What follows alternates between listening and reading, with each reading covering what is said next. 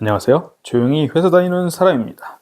네, 오늘은 2024년 6월 22일 제 S&P 500 투자일지에 남기는 날이죠. 이번 영상의 주제는 S&P 500 투자도 좋지만 수도권의 내 집 마련도 이제 포기해서는 안 된다. 저 같은 경우는 이미 내 집이 있고 그런데 이거를 팔고 S&P 500에 몰빵 투자를 할까 고민을 좀 한다고 저번 영상에서 말씀드렸잖아요.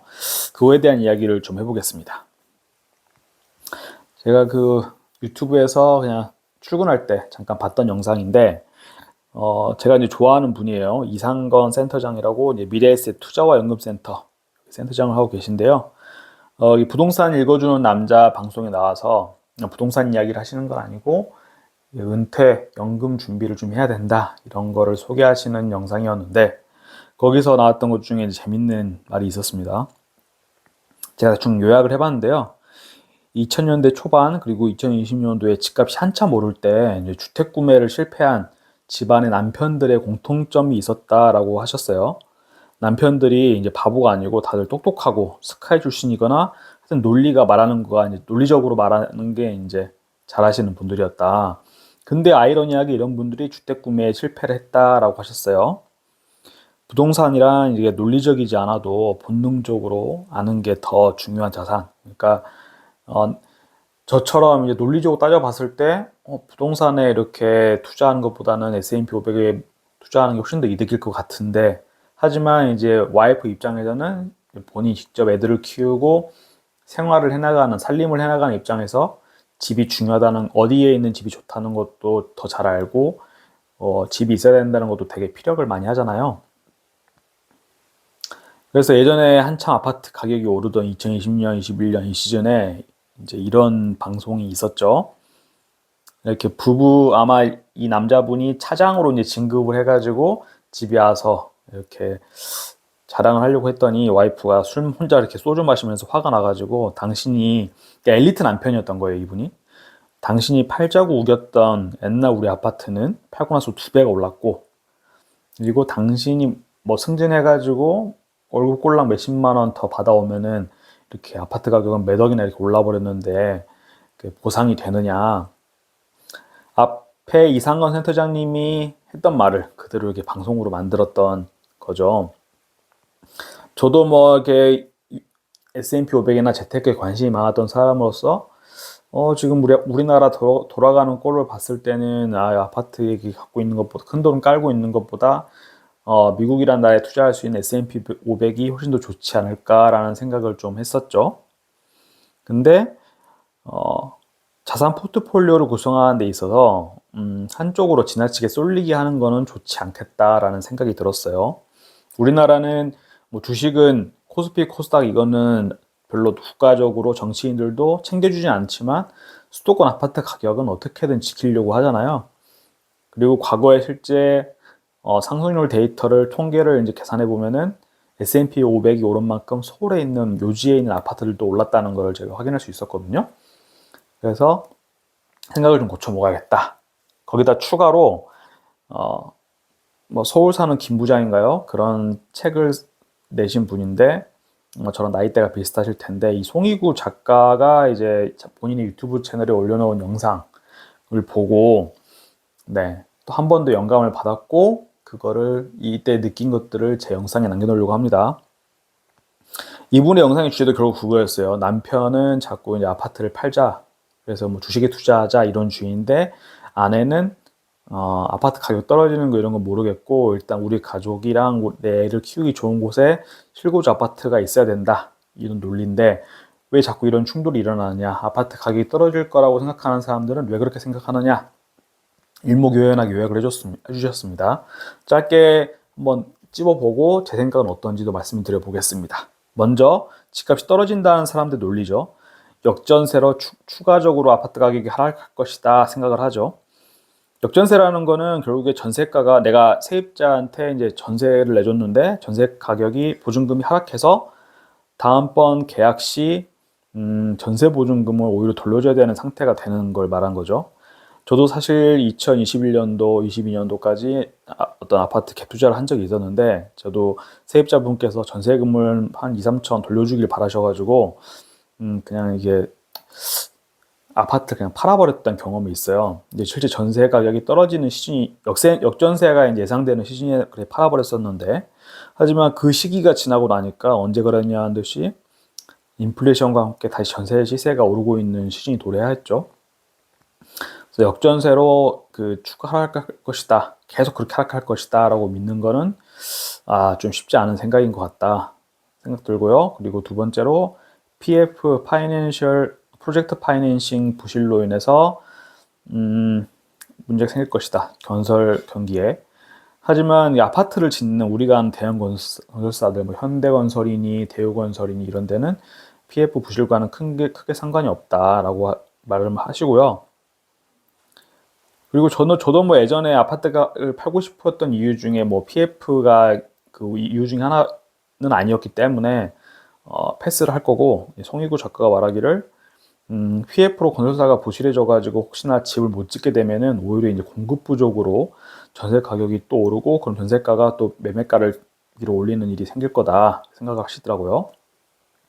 이 부분이 중요한데요. 제가 가장 착각하고 있었던 부분인데, 이제 베이비 부모 세대들, 그러니까 지금 한 40대 후반, 뭐 60대 초반 이때 세대들이 은퇴를 하게 되면은 이 비싼 아파트를 팔고 생활비 마련을 위해서 팔고 뭐 지방으로 빠질 거다 생각을 했는데, 송희구 작가가 생각하는 바는 제 윗세대들, 그때는 뭐 주 6일 토요일까지 근무한 세대였잖아요. 그렇게 악착같이 일을 해가지고 어렵게 자산을 모아놨는데, 그들이 집을 쉽게 팔고 집값이 오른다는 걸 이미 경험한 세대인데 팔고 떠날까라고 생각하시는 것 같고요.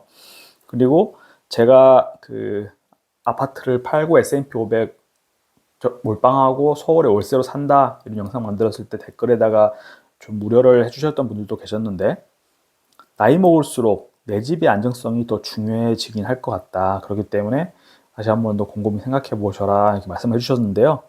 송희구 작가 똑같은 말을 했죠. 그리고 집을 한 번이라도 소유해 본 사람들은 웬만해서는 전세로 돌아가려고 하지 않는다, 이게 일반적인 생각이라고 합니다. 어쩌면은 저는 S&P 500에 그리고 미국에 투자하는 것에 상당히 우호적이고 거기에 이제 사랑에 빠져 있는 수준이기 때문에 혹시나 제가 이제 착각에 빠져 있던 건 아니었는지, 일반적인 생각을 하지 않고 있었던 건 아닌지 뭐 그런 생각을 해봤습니다.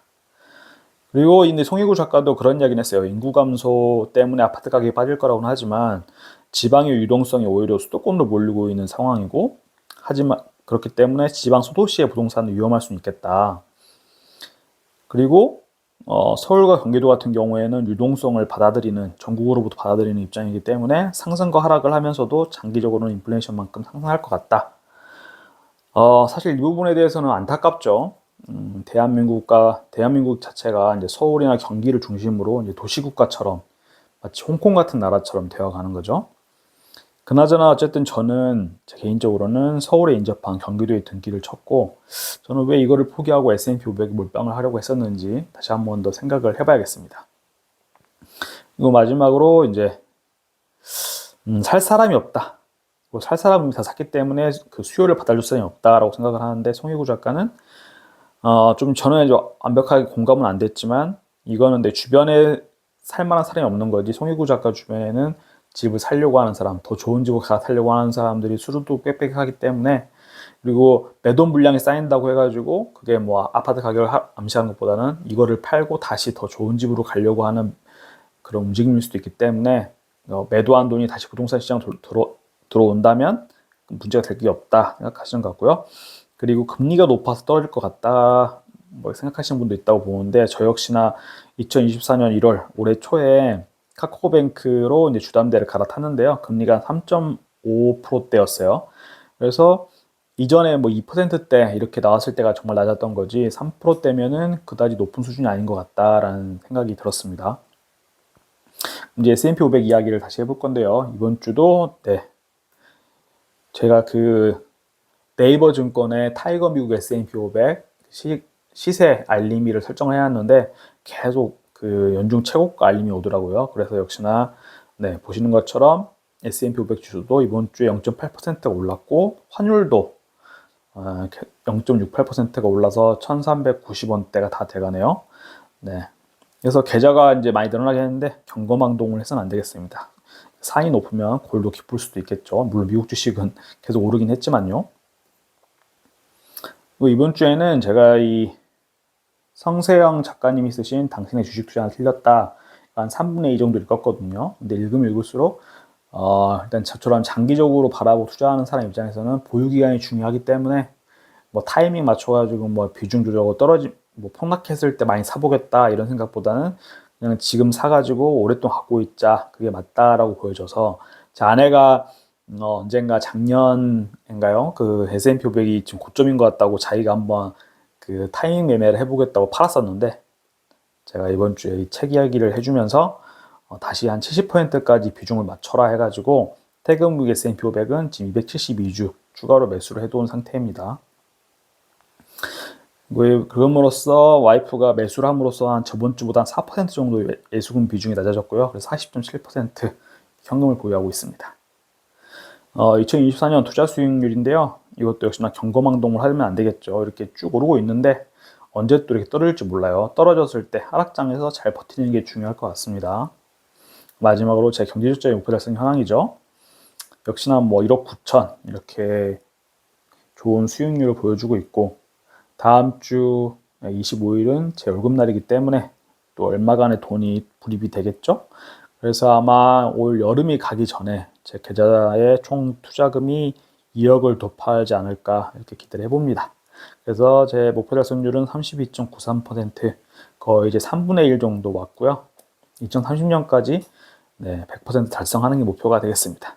네, 그럼 오늘 영상도 봐주셔서 정말 감사하고 남은 주말도 잘 보내시기를 바라겠습니다.